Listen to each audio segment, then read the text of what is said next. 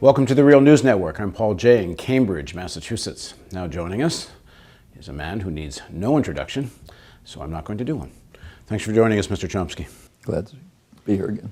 So we are told by many people across the political spectrum that the problem is we just can't get along. On the front pages of the newspapers today, the story is, will the Democrats work with the Republicans? And they're polling about whether more Republicans want their representatives to fight or not fight.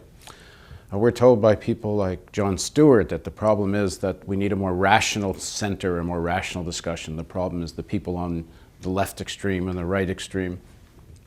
And there's always been this division between what's called liberalism and conservatism, and that's the basic division of American society. And the problem is the liberals and the conservatives just need to have a more fruitful discourse. They need to get together and figure out a sane center. This is all at a time of perhaps the gravest crisis in terms of global economy, certainly since the 1930s, and who knows, it may turn out to be even more profound than that. What's your take on this whole positioning of what the problem is? I think there's very little truth to it. What's happened over the past roughly 35 years is that both parties have drifted to the right. I don't think the terms liberal and conservative mean much. In fact, if you take a look at there's quite serious inquiry into the actual attitudes of people who call themselves conservatives. So the group of people who say, I'm in favor of small government, cutting back taxes, put aside the social issues, they're different. Well, it turns out most of them have more or less social democratic attitudes. They think there should be more money spent on health, more on education, more on assistance to the poor, but not welfare. Reagan succeeded in blackening the term welfare with his tales about, black women in limousines coming to the welfare offices and so on. So no welfare, but assistance to the poor. No foreign aid, but then when people are asked how much should we be giving, they typically say considerably more than we actually are. And what you basically have among the so-called conservatives in the population is what we call liberal attitudes on issue after issue. Take, say, the health care reform that Obama passed, which is the real fighting issue. Well, the people, a majority of the population is opposed to the health care reform. If you take a look at the reasons, a substantial number are opposed because it didn't go far enough. And on particular matters that Obama gave away, like, say, public option, there's pretty strong support for it. Allowing the pharmaceutical corporations to get away with murder because the government's not allowed to negotiate prices with them. Overwhelming opposition. But certainly in the last election, just a few days ago, what got articulated as a position people voted for, at least as if you look at through the media lens, is low to no taxes. People should fend for themselves. This whole idea of the nanny state is under attack. A more extreme version of what the right might be presented. That's certainly true among the spokespersons for the right. But again, if you take a look at the polling of people who take those views and you ask them, should we cut down on, say, Medicare? Should we cut down on assistance for education? Should we cut down on infrastructure development? They say no. Well, the way you position that is you're talking about what out in society, amongst ordinary people that have conservative values. But is this something that doesn't get discussed, and maybe is this, it's kind of the point? I mean, it's there, for example. What I'm getting at is this, is that there's a quote of George Will, which I keep quoting over and over again, practically every story I do right now. In the fall of 2008, heading into the 2008 elections, George Will is on Stephanopoulos' show, and there's a back and forth with Donna Brazile. And finally, Will blurts out, he says, let's not get sentimental about democracy. We don't get to choose whether or not the elite will govern. We get to choose which elite will govern. And it's part of the issue here that this liberal conservative dynamic is a dynamic within the elite.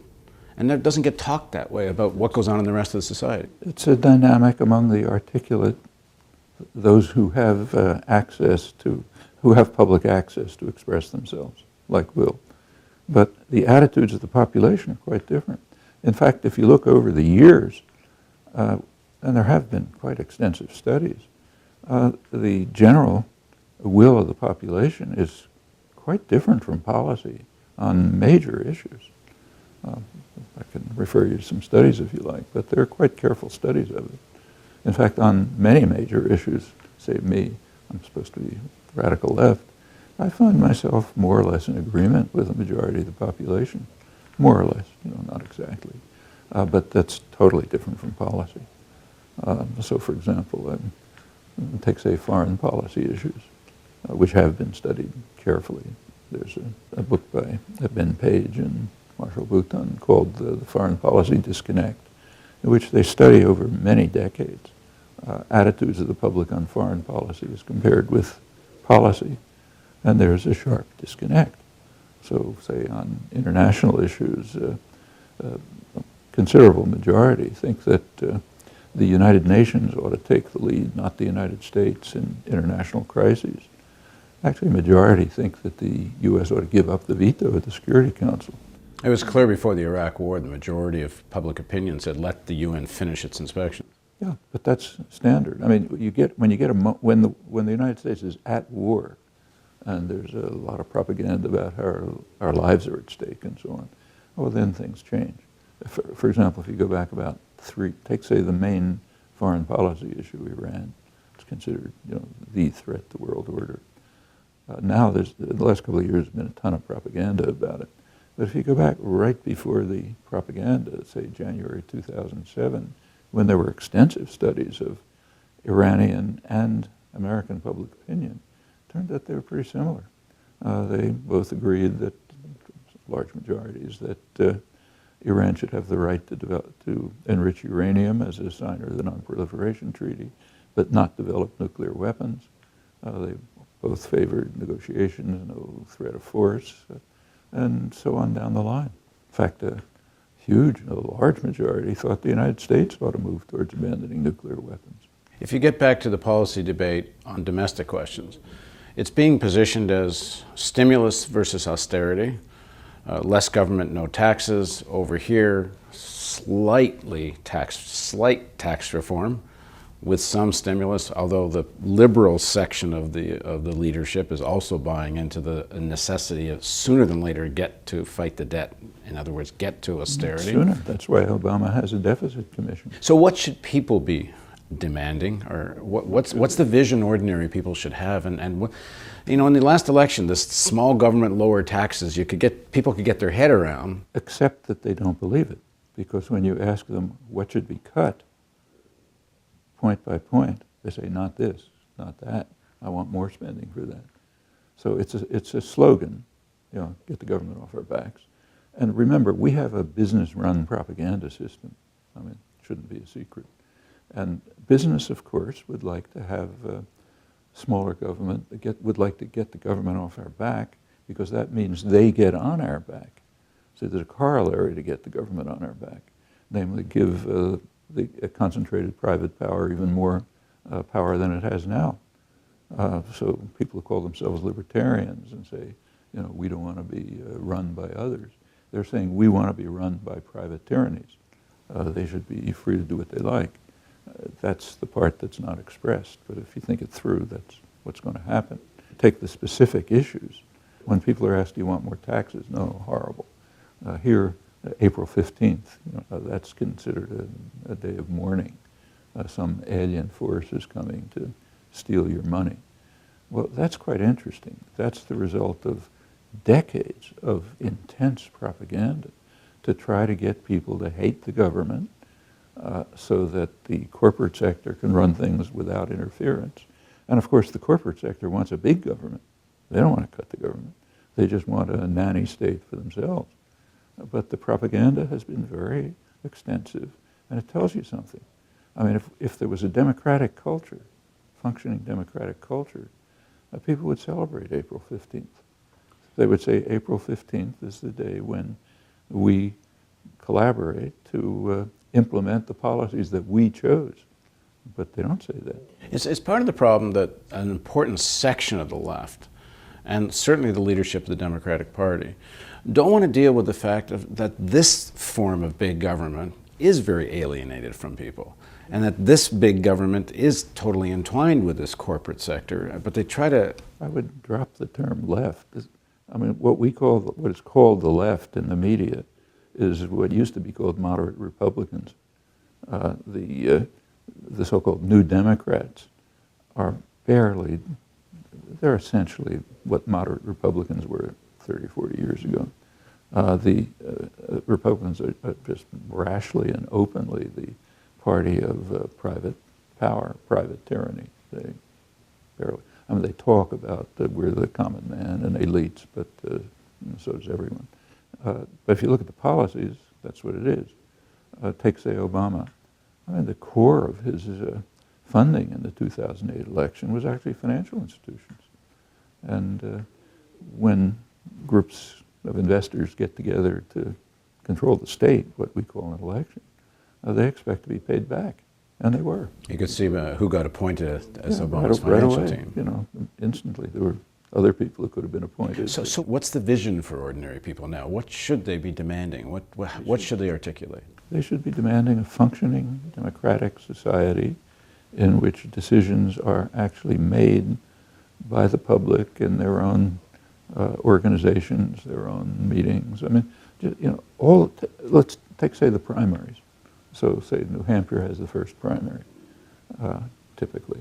Well, if you had a democratic society, functioning one, not just a formal one, what would happen would be that a town in New Hampshire would get together, town meeting, whatever organizations they have, and say hash out the kind of policies they want the government to follow, come to some more or less agreement, say, well, we'd like it to do so and so. Then, if a candidate wants to come, they should say, okay, you can come and we'll tell you what we want you to do. And if you can really commit yourself to this, honestly, maybe we'll vote for you. But that's not what happens. What happens is the candidate comes in with a huge PR apparatus and makes a speech to the town and says, here's how wonderful I am and here's what I'm going to do. And people probably mostly don't believe him properly, and then we go on. It's the opposite of democracy. Now, what would the economy look like? What's the demands on the economy? Well, I think if the term stimulus has been turned into a dirty word, like taxes, but if there was real discussion about this, public discussion about it, I think most of the population would probably agree with leading economists, Nobel laureates, who say what we need is a big stimulus. Deficit reduction down the road, maybe, but we didn't have a stimulus.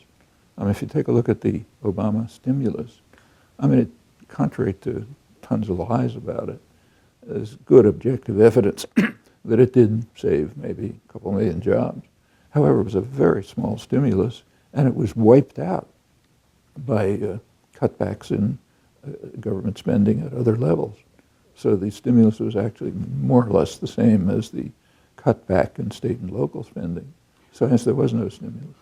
As part of this missing critique on the limits of stimulus, there's a point where even if there's even a direct government jobs program for that matter, but the underlying problem of stagnant wages and chronic now high unemployment. That goes back 35 years. So does there not need to be some addressing of that? Because stimulus alone is not likely to address that. For an immediate problem. So what's the longer right term now, vision? There's a problem of low demand.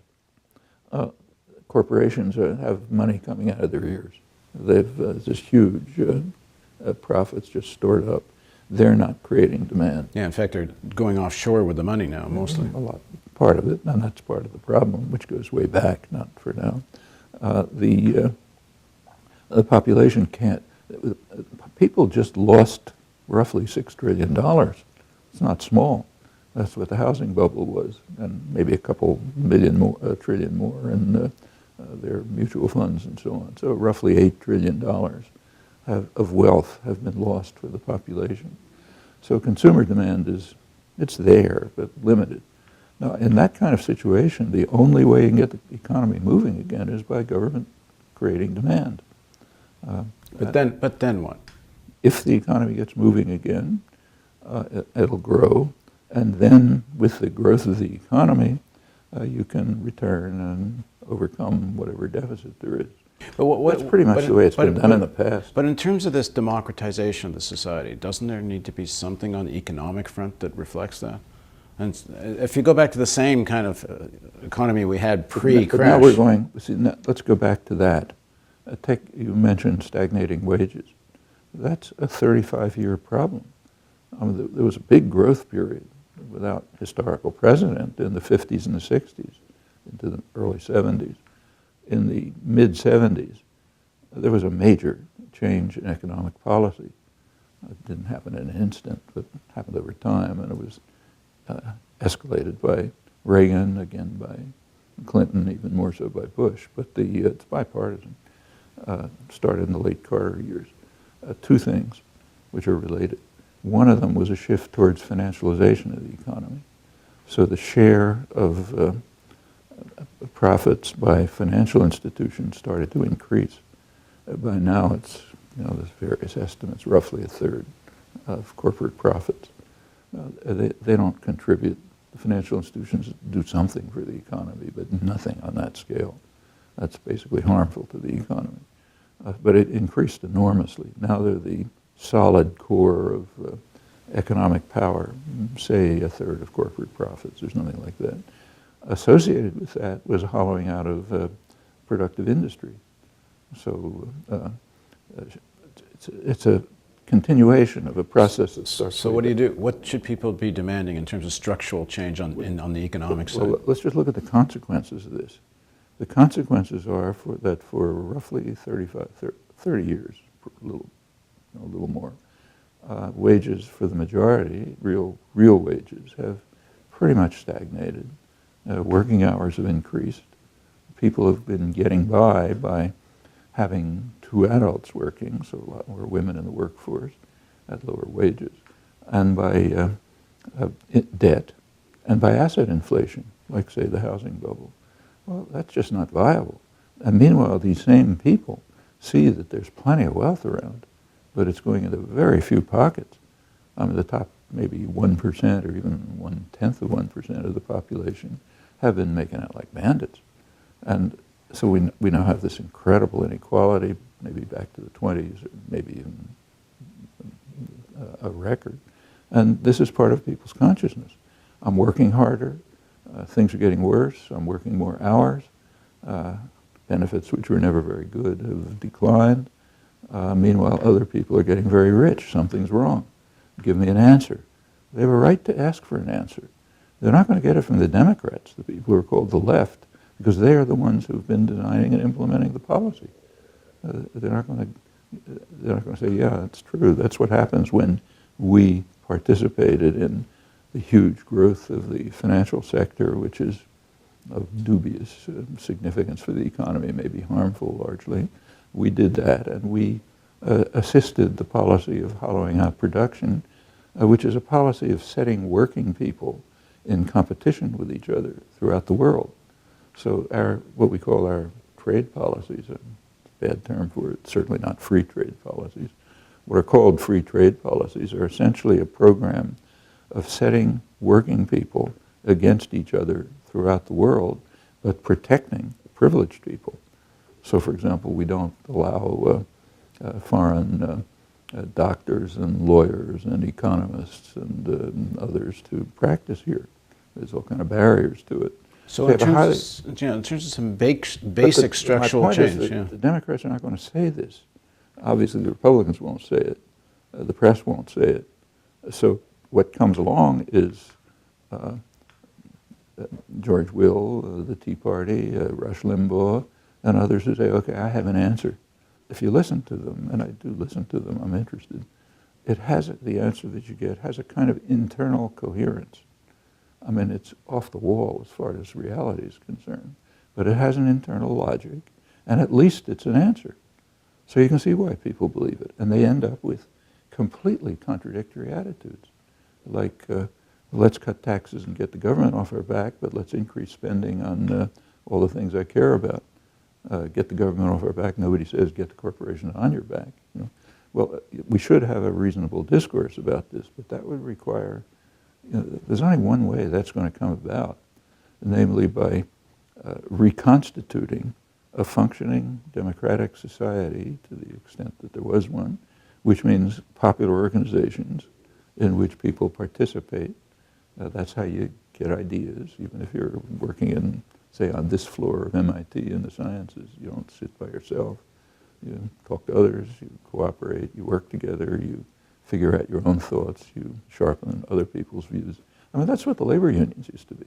That's one of the reasons why business hates labor unions so much and has been trying to destroy them for 60 years. They're dangerous. They have a democratizing effect. They bring people together and allow them to work together, not just to raise their wages, but also to work out what, exactly what you're asking. What should social and public policy be? And of course, they're not the only such organization. We have others, and some still survive, churches, for example. But to have this expression effective, if you can have this kind of democratization of the politics, at least the beginning of that process, and people start to talk about these kinds of issues, what kind of economy do we want, and what would that policy look like? Well, I think what kind of economy we want should go way beyond this. I'm just talking about the very superficial level. Well, I'm talking about, let's go way beyond it. What structural changes should people be imagining? Let's be concrete. Yeah, because the thing the Tea Party gave is, whatever you make of it, it seemed to be a vision one could fight for. What's a vision, an alternative vision you think that would be more in the interest of people? Democracy. And that has very concrete aspects. So instead of being abstract about it, let's take a real case. The government, the Obama administration, essentially took over the auto industry. I mean, they basically owned it. They didn't call it that. Well, there are things that could have been done. What was done was to continue the policy of shutting plants, shipping work overseas, and so on, under the same, pretty much, a few different phases, but essentially the same management. There's an alternative. There are things the country badly needs. For example, high-speed transit. When you go abroad and you come back to the United States, in many ways it looks like a third world country. Could give details, but one typical example is the lack of efficient, mass, high-speed public transportation. Well, the same GM plants that are being shut down have a skilled workforce in which they could develop that technology and provide it to the country. It would be extremely important for the economy. In the longer term, it would be a step towards addressing the extremely serious global warming problem. But instead of doing that, what's happening, what the policies are, that the plants are being shut down, trimmed, the workforce cut back.